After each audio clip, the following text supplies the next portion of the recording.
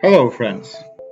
We'll talk about the concept of separate nutrition, who came up with it, and pioneers of the idea, how it applies specifically nowadays, and why we need to make some corrections. Then we'll provide you with some advice on proper combinations and combinations to avoid. We'll talk about what happens inside digestive tract when carbs and proteins are mixed together. Alright, let's begin. The question that still stands if the separate nutrition does work. As the practice shows, thousands of people who practice it have gained great benefits and were able to even get rid of their chronic health conditions they suffered for many years. It works, under the condition you adhere to it and follow its rules. And that may take some time before you see a result, as there is no magic pill, especially if you want to go natural, which is the right way, but not an easy one. Unfortunately, the modern time medicine considers the separate nutrition as a pseudoscientific dietary concept. The essence of this theory is that proteins need to be consumed separately from carbs, both quick and slow. For example, animal products and all that is sweet to taste, such as fruit, desserts, and sweet drinks. For the digestion of these two food groups, the body requires different types of enzymes that exclude each other out, and this is absolutely correct. But the combination of animal meat and mushrooms, for example, and green veggies is not controversial. In the beginning of the last century, a number of doctors articulated the concept of separate diet based on the understanding of that different food groups and types would activate different parts of the digestive tract. Dr. Howard Hay and Dr. Herbert Shelton introduced this idea and had a tremendous success and a great number of followers who experienced health improvements. Even up to the modern day, many people adhere to their teaching. When we overeat and mix all sorts of foods, it is absolutely logical to ask a question, how that would affect our digestive organs, stomach, pancreas, liver, and intestines.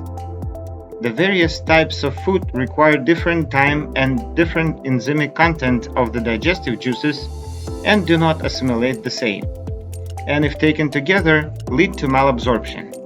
Let's look in detail of what it leads to.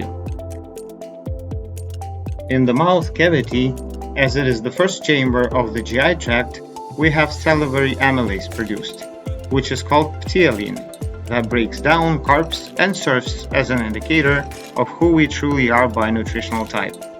Carnivorous animals do not have that. Once the food is processed in the mouth cavity, it proceeds into the stomach, where it is locked for some time and is further processed by the stomach digestive juice. Its main component is hydrochloric acid. Therefore, the environment in the stomach is acidic, with pH level that can reach as low as 1.5. The food that is ready to proceed into the next GI department, which is duodenum, the first part of the small intestine, passes through the pyloric sphincter.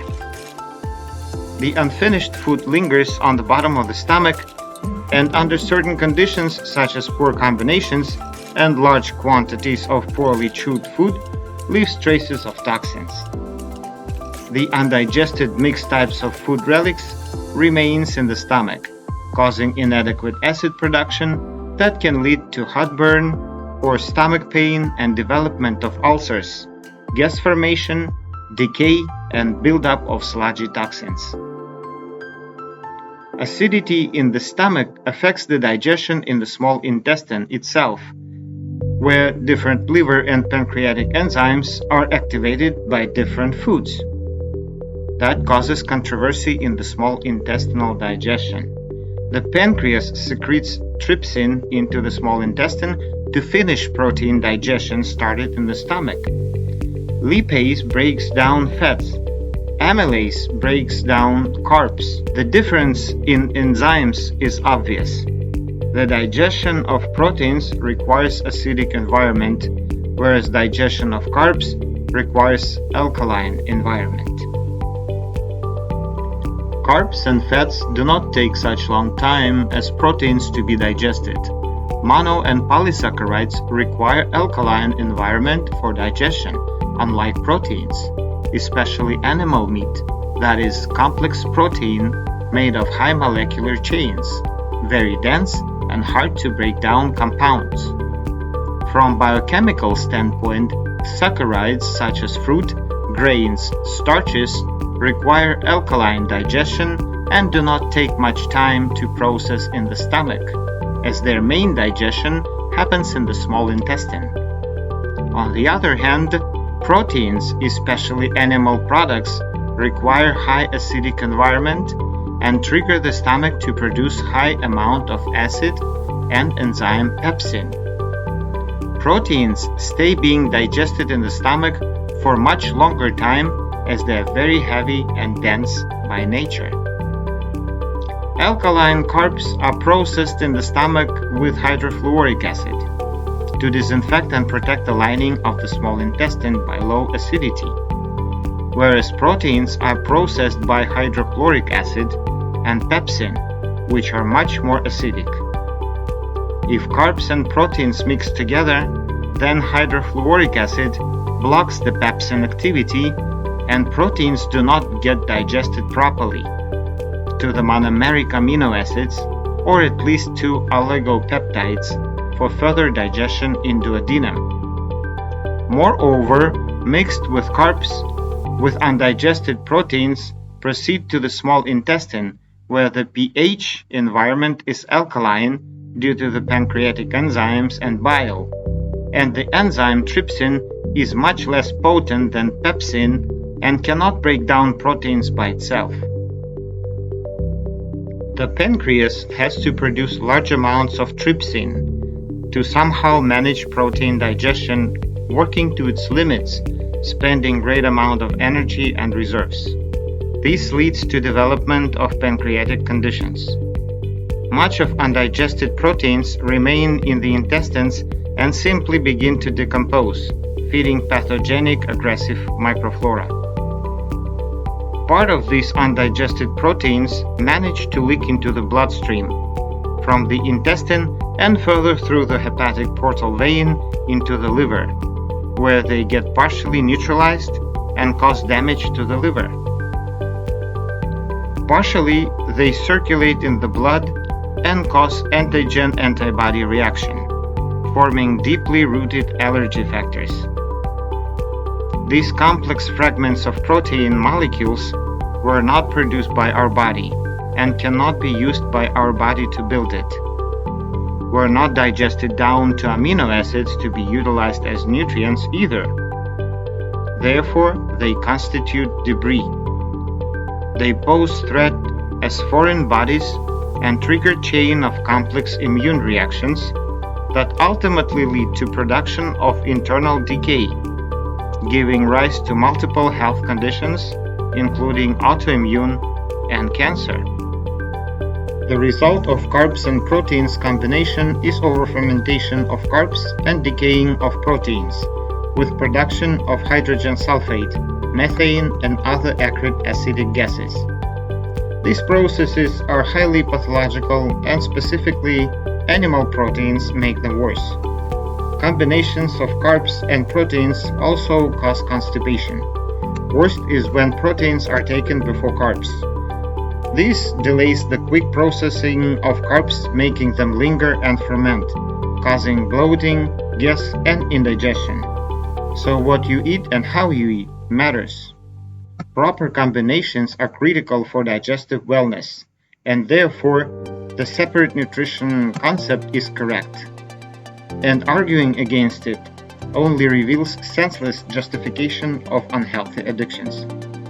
As a result of continuous bloating, gas, malabsorption, we observe a slow development of chronic conditions and negative shifts in microbiome, small intestinal bacterial overgrowth, as well as irritable bowel syndrome, leaky gut, and other gastrointestinal conditions. In fact, many of the contemporary diets, like vegan, paleo, low carb, keto, and even carnivore are examples of separate nutrition, and as practice shows, they work, but yet to some degree for different individuals. In the plant kingdom, we find the full spectrum of nutrients, including all essential fats and proteins. In fact, we need proteins much less than medically established norms. Whole food plant-based nutrition is complete and adapted by nature to keep our digestive function balanced. Yet the concentrated carbs, animal proteins, dairy products negatively affect digestion, liver, pancreas, kidneys, and other organs. These unnatural to human digestion foods and their inappropriate combinations disrupt the normal digestion and therefore waste our limits of vital reserves. The first golden rule of separate nutrition is not to mix fruit and fruit juices with anything else. Fruit juices are totally different from vegetable juices and should be used for detox purposes on a very limited and mindfully considered basis. They are concentrated monosaccharides and are not compatible with anything at all. Ideally, we have to eat a single type of fruit at a time. No preserved and made of concentrate bottled commercial products can be considered for food. We mean only fresh, best of organic fruit and freshly squeezed juices. Let's mention other incompatible combinations. Breads or flour products and bakery goods and proteins such as eggs and meats. Coffee and sugar. Fast food meal is a perfect example of incompatible foods of refined flour, animal protein, sugar in the drink, trans fats, and potato starch. Meats and potatoes or breads. Soups with starchy carbs and meats. Other principles of separate nutrition with consideration of modern-day reality. Let's list some of them. Number 1. Carbs and proteins require different enzymic content for digestion and therefore should not be combined. Meat, fish, or chicken with rice or potatoes and pastas. Number 2. Best way to optimize health is to eat fruit and vegetables, which conceptualize raw plant-based nutrition. However, in our day and age, we should consider man-made pollution, which greatly undermines and compromises raw plant-based nutrition. Number 3. The intervals between meals depending on the type of food should vary between 3 to 5 hours, with no snacking in between. The longer, the better. The nighttime interval between dinner and breakfast should be no less than 16 to 18 hours for the ideal digestion and elimination. Any refined carbs, sugars, flours, starches should be excluded from the nutrition completely. Any bakery goods containing artificial additives and refined homogenized products would cause over-fermentation, decomposition, pathogenic bacterial and fungal overgrowth, IBS, and leaky gut. Not even to mention chemicals added to them for taste enhancement and preservatives, which are transgenic and mutagenic, leading to autoimmune and oncological conditions. Therefore, we need to eat what can be eaten in natural and unprocessed form, raw or with minimal cooking. And their fruit, veggies, herbs, berries, some mushrooms, small amounts of nuts and seeds, best if sprouted grains. If you still crave for animal products, then use egg yolks and yolks only. Some dairy fats like ghee or fermented goat cheese. And as an extreme measure, white freshwater fish. Please understand that animal products are not required to satisfy our physiological needs, but solely for the mental craving, as such would exist especially during transition to plant-based lifestyle. In the modern time, in order to override the nutritional deficiency of crops, we need to consider intaking some of the high-quality natural dietary supplements. Number 5. Veggies and leafy greens are compatible with all foods, even with some of the fruit. Number 6. The combination of 2 or more different protein products can be tolerated, but not advisable. There is no such thing as pure protein in natural products. All 3 food groups components are usually present with the predominance of one, mainly carb or protein. Number 7. Most of proteins can be combined with fats.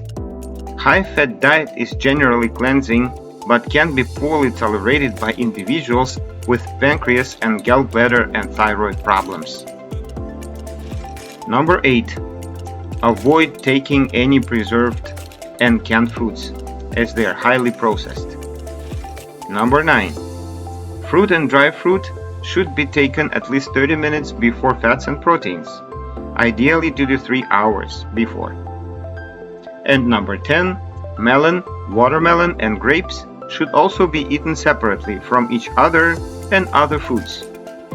They primarily contain glucose, not fructose, and therefore would require insulin production or else would cause overfermentation and overload the pancreas, especially in those individuals who have insulin resistance and diabetes mellitus. The following foods comprise the protein group: animal products such as meats, eggs, fish and seafood, different type of cheese. Plant-based, nuts and seeds, many veggies containing high amount of proteins, seaweeds. Legumes have high amount of proteins, but they are normally higher in carbs. Therefore, sprouting them is the way to increase protein and reduce the carb content. The following are carbohydrates. Any naturally sweet products. Fruit need to be taken on their own, separately from everything else. Grains and legumes, breads, cereal, fruit, rice, potato, honey, syrups, starches, starchy roots, vegetables, pumpkins, and winter squashes. Sour fruit are different from sweet fruit in chemical composition and their effect on health. Grapefruit, lemons, kiwi, green sour apple, pineapples, pomegranates, sour cherries, sour plums, sour berries. We have to mention nightshade family. Nightshades are berries and include the following products: tomatoes, all peppers including sweet and hot. Exceptions are only black and white peppers. Eggplant, potatoes, okra. These are not the full list, but the most dangerous ones, as they are full of lectins, especially in their seeds and skin. Lectins are proteins similar to gluten of the grains. They cause inflammation, worsened by IBS and leaky gut. They destroy energy channels, prevent good quality meditation experience, and overexcite lower frequencies. Avoiding nightshades in itself can provide relief to many of health conditions. Fats. Animal fats, butter, ghee, yolk, and plant-based fats, vegetable oils, avocado, nut and seed oils, and sprouted butters. In the whole food plant-based nutrition, same rule applies to carbs and proteins incompatibility. Sweet fruit should not be mixed with plant-based protein products or fats. In our time, majority of population is affected by poor quality foods and chemicals in food, water, air, and household. The digestion of almost every individual living in urban areas suffers. Countryside population, where we would think people eat their own produce, pure and fresh, in fact, has the same addictions and habits nowadays and falls victims to the same health conditions. Some additional rules of separate nutrition. Everything that doesn't have carbs or contain it in a small amount is compatible. Intermittent fasting with a larger fasting interval is very healthy and appropriate. Eating fruit should be limited to once per day, best if in the morning, away from other foods, especially proteins, and at least with 3 to 4 hours intervals in between. Same applies to dry fruit which are in fact concentrated saccharides and affect the body in the same way. This leads to further craving and overeating, and it forms a vicious circle which no medication can break, only developing of proper nutritional habits. Legumes contain great amount of lectins as well, and so red and green lentils are the healthiest of all legumes. Legumes are also considered proteins, though they have high content of carbs. They are compatible with greens and veggies, nuts and seeds, but not compatible with starches and flour products, slow or quick carbs, such as potatoes and pastas. Legumes, especially if cooked, do not provide much benefit, but just the sense of fullness. Bakery and flour products are worth being fully excluded. Fruit, berries, honey, and dry fruit should be reduced, and total daily carbs should not exceed 30 to 40 grams. Proteins and fats, veggies, non-sweet fruit such as avocados are compatible. Meats and veggies and herbs are compatible. However, this excludes sweet root veggies with high content of carbs, beets and carrots, potatoes and yams. Exclude processed and cooked carbs, and you will experience quick health results. Get rid of many conditions, seasonal colds and flus. Dairy products such as cheese, cottage cheese, milk, yogurt, cream are destructive to your health. Please consider excluding or reducing them too. Introduce a greater amount of veggies and herbs of different kind, cruciferous vegetables, radishes, aromatic herbs and spices. Healthy fats, mono and polysaturated, unprocessed and cold-pressed, are compatible with plant proteins, nuts and seeds. Avoid peanuts though and cashews, as they are not nuts but legumes and have a lot of lectins. Of all grains, millet is the best choice as it contains no lectins and does not cause harm. Eat more of sprouted seeds and smaller beans. Microgreens, especially broccoli sprouts. Add a number of supplements with minerals and vitamins in organic and ionic form, essential fatty acids, polyphenols and flavonoids with antioxidant effect. Or else we have a chance becoming deficient, as nutritional value of modern day produce is highly scarce in nutrients. We recommend the following supplements. Seaweed in raw molecular form. That's the way it retains all natural benefits and are fully available for absorption. Chlorella and spirulina. Green veggie herbal smoothie. Curcumin with black pepper. Vitamin D3 and K2. Essential omega-3 fatty acids. Hemp seeds. Drink only water, nothing unnatural. Train yourself and follow the rule of extensive chewing technique at least once a day with the largest meal. If you integrate these simple steps into your daily life and nutrition without having to radically change your lifestyle and then sustain them for a month or two, you will definitely feel a huge difference in your physical and mental health, enhanced energy level, and balanced emotional state. We appreciate you watching this video. If you think it helped you, please like it and share it with your friends and family as a token of gratitude for our work. Also, watch our other videos and subscribe to our channel so other people can see them too and get benefits. Leave comments and let us know what else you would like us to talk about as far as natural health